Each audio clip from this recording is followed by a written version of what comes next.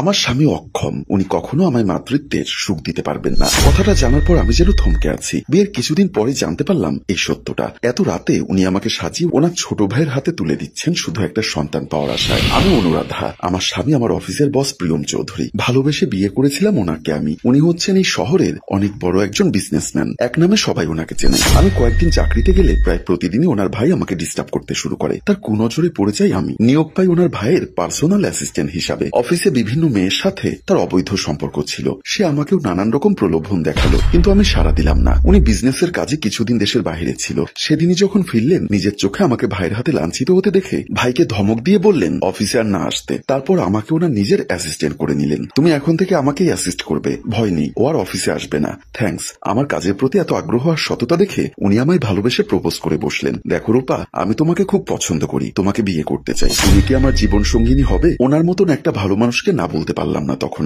আমি হ্যাঁ বলতেই দুই পরিবারের মতামত নিয়ে বিয়ের দিন সামনে এগোতে লাগলো। আমাদের মধ্যে চেনা জানা শুরু হলো, ফোনে কথা হতো রাতভর। বুঝতে পারলাম ওনাকে আমি ভালোবাসি। ভেবেছিলাম বিয়ের পর প্রথম রাতে ওনাকে নিজের মনের কথাটা বলবো, কিন্তু বাসর ঘরে ওনার দেখা আর পেলাম না। আমি বাসর রাতে ওনার জন্য অপেক্ষা করতে করতে ভারী গহনার শাড়ি নিয়ে বেশ ক্লান্ত অনুভব করছিলাম। বিছানায় কিছুটা হেলান দিয়ে ভাবতে লাগলাম উনি কেন এত দেরি করছেন আসতে, হয়তো জরুরি কাজে আটকে গেছেন। এসব ভাবতে ভাবতে কখন যে ঘুমিয়ে পড়লাম জানি না। সকালে আমাকে ঘুম ভাঙিয়ে উনি একটার পর একটা সারপ্রাইজ দিল। প্রথমে আমাকে ডেকে বোঝালো জরুরি একটা মিটিং এ অ্যাটেন্ড করতে রাতে বাইরে থাকতে হয়েছে। আমি ওনাকে চোখ বন্ধ করে অন্ধের মতো বিশ্বাস করলাম। উনি আমাকে বললেন ভারী গহনা খুলে ফ্রেশ হতে, আমার জন্য নাকি সারপ্রাইজ আছে। কিন্তু আজ উনি যেটা করতে চাচ্ছেন সেটা সত্যি অতি জঘন্যতম একটা কাজ। আমি তখনও জানি না। উনি রাতে আমাকে হাত ধরে নিয়ে এসে উনি ওনার ছোট ভাই নাহিদের রুমের দরজায় নক করলো। আমার হাত পা এখন থরথর করে কাঁপছে, মাথায় কিছু আসছে না। কি করব? আমার স্বামী যেমন জঘন্য একটা কাজ করতে চাইবে আমি কখনো কল্পনায়ও ভাবতে পারিনি। দরজা খুলতেই প্রথমে নাহিদ আমাকে দেখে একটা শয়তানি হাসি হাসলো। ছেলেটাকে দেখে মোটেও আমার স্বামীর থেকে ছোট মনে হয় না। প্রথম দেখায় কেউ বলবে না ও আমার স্বামীর ছোট ভাই। নাহিদ তারপর আমার হাত ধরে একটানে রুমের মধ্যে নিয়ে যেতে চাইলো।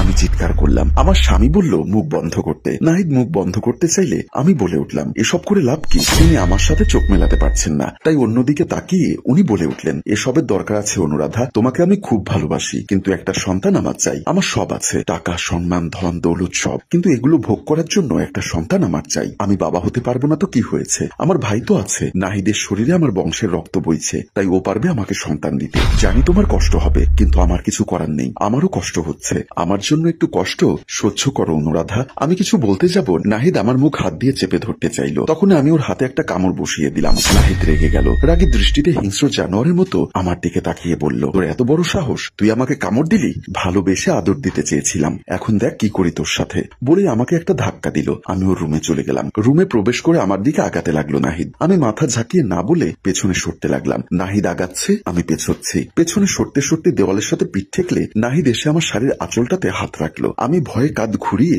আমার হাতের কাছে একটা মদের বোতল দেখতে পেলাম। আস্তে করে বোতলটা উঠালাম। আমি আঁচলে টান পড়ার আগেই নাহিদের মাথায় সজোরে আঘাত বসাতে লাগলাম। নাহিদ চিৎকার করতে করতে ঢলে পড়লো মাটিতে। আমি ছুটে গিয়ে দরজাটা খুলে দিলাম। আমার স্বামী এগিয়ে আসলেন, কিন্তু তিনি আমাকে পাশ কেটে ছুটে গেলেন নাহিদের কাছে। নাহিদ নিচে পড়ে কাতরাচ্ছে, মাথা ফেটে রক্ত বের হচ্ছে। উনি বললেন অনু, ওকে ধরো, নাহিদকে হসপিটালে নিয়ে যেতে হবে। আমি মাথা ঝাঁকিয়ে না অর্থ বুঝিয়ে সোজা বেরিয়ে আসলাম বাড়ি থেকে। গেটের কাছে আসতে দারোয়ান আমাকে আটকালো। কোথায় যাচ্ছেন আপনি? আমি এই বাড়ির মালিকের বউ, আমি কোথায় যাচ্ছি না যাচ্ছি সেটা নিশ্চয়ই তোমাকে বলে যেতে হবে না? দারোয়ান হেসে বলল মাফ করবেন, আমি আপনার কাছে জবাবদিহিতা চাইবো না, কিন্তু আপনার এই বাড়ি থেকে একা বের হওয়া নিষেধ আছে। আমি অবাক হয়ে প্রশ্ন করলাম কে করেছেন নিষেধ? কে বলেছে আপনাকে আমি একা বের হতে পারবো না? আপনার স্বামী আমাদেরকে স্পষ্ট করে জানিয়ে দিয়েছেন আপনি যেন একা বের হতে না পারেন। তাছাড়া নাহিদ বাবু বলেছেন প্রয়োজনে আপনাকে যেন জোর করে বাড়ির ভেতর দিয়ে আসি। আমাকে মাফ করবেন, আপনি বাড়ি থেকে একা বের হবেন না, না হলে আমি বাধ্য হব আপনাকে জোর করে দিয়ে আসতে। দারোয়ানের কথা শুনে আমার মাথা আরো খারাপ হয়ে গেল। আমি জিদ করে সেখান থেকে আবারও ভেতরে চলে আসলাম। আমি অনিচ্ছা সত্ত্বেও আবার ফিরে আসলাম এই বাড়িতে। এসে মাথায় একটা বুদ্ধি খেলে গেল, আমি একা বের হতে পারবো না, কিন্তু আমার সাথে যদি বাড়ির লোকজন থাকে তাহলে তো বের হতে কোনো আপত্তি নেই। দেখলাম সোফায় আমার স্বামী তার ছোট ভাইকে মাথায় ব্যান্ডেজ করে দিচ্ছে। আমি ওনার কাছে গিয়ে ওনাকে জিজ্ঞাসা করলাম হসপিটালে যেতে চেয়েছিলেন, যাবেন? উনি না বলে দিলেন। আমার মনে হয় হসপিটালে যাওয়া উচিত হবে না, তাছাড়া চোট খুব বেশি না, আমি ওকে ব্যান্ডেজ করে দিয়েছি, আর একটু পর ডাক্তার এসে ওকে দেখে যাবেন। আমি শহরের সব থেকে বড় ডাক্তারকে খবর দিয়েছি। আমি অবাক হয়ে বললাম কিন্তু কেন? আপনি নিজেই তো একটু আগে বললেন হসপিটালে নিয়ে যাবেন। নাহিদ আমার দিকে রাগে কটমট করে চেয়ে আছে। আমার স্বামী আবার বললেন হসপিটালে গেলে ব্যাপারটা জানাজানি হতে পারে, আমাদের বাড়ির মান সম্মানের প্রশ্ন, নিউজের হেডলাইন হয়ে যাবে, এটা আমাদের পরিবারের এতদিনের উপার্জিত সুনামে দাগ লেগে যাবে। আমার উপর রাগলেন না, কিন্তু দাঁড়িয়ে বললেন তুমি এই কাজটা ভালো করনি, এখন তোমাকেই নাহিদের সেবা করে গড়ে তুলতে হবে, যতদিন না নাহিদ পুরোপুরি সুস্থ হয় আর ওনার উদ্দেশ্য সফল না হয়। আমি মনমরা হয়ে বেলকনিতে দাঁড়িয়েছিলাম। এটা সেই রুমের বেলকনি যেখানে কাল রাতে আমি অপেক্ষা করছিলাম অনেক স্বপ্ন আর আশা নিয়ে। আমার থেকে বেশ কিছুটা দূরে উনি মেইন দরজার সামনে পায়চারি করছেন। ছোট ভাইয়ের সামান্য মাথা ফেটে গেছে বলে এতটা চিন্তিত, আর আমি যে এদিকে ভেতরে ভেতরে মরে যাচ্ছি একটা বারও খোঁজ নিলেন না, একবারও আমার সাথে কথা বললেন না। ডাক্তার আসলো, তিনি ডাক্তারকে নাহিদের রুমে নিয়ে না গিয়ে ড্রয়িং রুমে নিয়ে গেলেন। আমি বিষয়টাতে বেশ অবাক হলাম। মানুষটা এতক্ষণ ছোট ভাইয়ের সুস্থতার জন্য এত টেনশন করছিল, তাহলে এখন ডাক্তার আসার পর তাকে ছোট ভাইয়ের কাছে নিয়ে না গিয়ে ড্রয়িং রুমে কেন নিয়ে গেল? আমার কৌতূহল আরো বেড়ে গেল। সিদ্ধান্ত নিলাম ওনার কথা শুনবো। আমি যখন ড্রয়িং রুমের সামনে পর্দার আড়ালে এসে দাঁড়ালাম, দেখলাম উনি ডাক্তারকে হাত জোর করে বললেন, যত টাকা লাগে আপনাকে আমি দিব। সত্যি বলছি, এই ছেলেটাকে আপনি মেরে ফেলুন, এমন ভাবে মারুন যেন সবাই ভাবে মৃত্যুটা একটা অ্যাক্সিডেন্ট। আমি বাহির থেকে ওনার কথা শুনে চমকে উঠলাম। নিজের ভাইকে মেরে ফেলতে বলছেন উনি? আমি আরেকটু এগিয়ে কান পেতে শোনার চেষ্টা করলাম। ডাক্তার অবাক হয়ে বললেন, আপনি আমাকে টাকা দেবেন বুঝলাম, কিন্তু আপনি নিজের ছোট ভাইকে এভাবে মেরে ফেলতে চাচ্ছেন কেন? উনি বলতে শুরু করলেন, এই ছেলেটা আমার ভাই নয়, বিজনেসম্যান প্রিয়ম চৌধুরী, আমার বেস্ট ফ্রেন্ড। আমেরিকাতে একসাথে পড়াশোনা করেছি আমরা। কিছুদিন আগে এক সড়ক দুর্ঘটনায় প্রিয়মের বাবা মা বোন সহ পুরো পরিবার মারা যায়। প্রিয়মের বাবার একজন শত্রু ছিল, তার মেয়ে অনুরাধা, যাকে ও বিয়ে করেছে।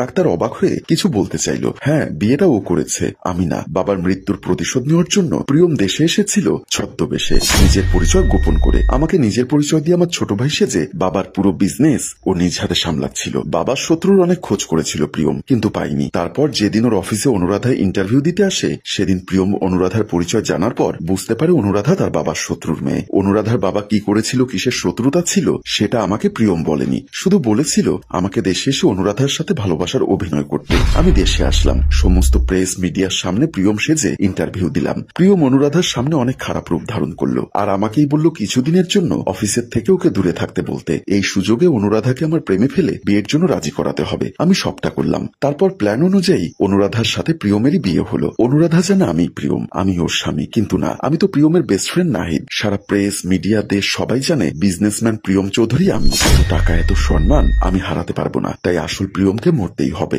এমন কোন ওষুধ দিন ডাক্তার, যেটা নিলে প্রিয়ম একটু একটু করে মৃত্যুর দিকে ঢলে পড়বে। এমন কোন বিষ যা ঘুমের ওষুধের মতো ধীরে সুস্থে মৃত্যুর দিকে নিয়ে যাবে, কেউ বুঝবে না এটা খুন। কথাগুলো শুনে আমি যেন নিজের কানকে বিশ্বাস করতে পারছি না। আমার পায়ের নিচ থেকে যেন মাটি সরে যাচ্ছে। একটা মানুষ এতটা খারাপ কিভাবে হয়? যাকে আমি এতটা ভালোবেসেছি, নিজের স্বামী ভেবে এসেছি, সে আমার কেউ না। আর নাহিদ না, প্রিয়ম চৌধুরী একটা খারাপ মানুষ। সব সময় আমার দিকে কুনজরে তাকিয়েছে সে। আমার স্বামী, কিসের এত শত্রুতা আমার বাবার উপরে যে আমার উপর থেকে তার মাসুল নিতে হচ্ছে? কি সেই শত্রুতা? সম্মানিত ভিউয়ার্স, একটা উত্তেজনাময় সাসপেন্স রেখে এখানেই গল্পের এই পর্বটি শেষ করলাম। দ্বিতীয় পর্ব দেখতে চাইলে সবাই গল্পটা শেয়ার করে কমেন্ট বক্সে জানাবেন। ধন্যবাদ। গল্পটির ভাবনায় ও পরিচালনায় অভিক, ক্যামেরায় শিহাব ও শাকিল এবং প্রযোজনায় মঞ্জুর মোর্শেদ মিউজিক প্লাস।